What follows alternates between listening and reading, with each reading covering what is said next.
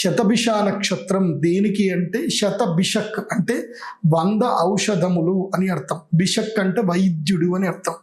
So నక్షత్రాలలో వైద్యకీయ నక్షత్రం ఏమిటంటే శతభిష నక్షత్రము. ఇది మెడిసినల్ నక్షత్రం ఇది. కాబట్టి చంద్రుడు శతభిష నక్షత్రంలో ఉంటే మెడిసినల్ వాల్యూస్ ఇస్తాడు పౌర్ణమి రోజు. చంద్రుడు శతభిష నక్షత్రంలో ఎంటర్ అయ్యి యూనివర్సల్కి ఏంటంటే ఔషధ కిరణాలను ప్రసరింపజేస్తాడు. అలాంటి చంద్రుడు పౌర్ణమి రోజున శతభిష నక్షత్రంలో ఔషధ కిరణాలు ప్రసరింపచేయడు, తటస్థుడు అవుతాడు.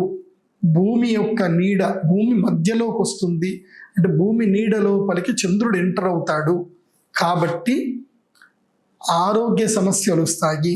మనం ఇప్పటికే మే జూన్లో మనం కోవిడ్ వైరస్లు ఏదైతే సింగపూర్ కానీ వేరే దేశంలో కోవిడ్ ఒమిక్రాన్ వేరియంట్ అనే కొత్త వేరియంట్ వచ్చింది అని తెలుసుకుంటున్నాం.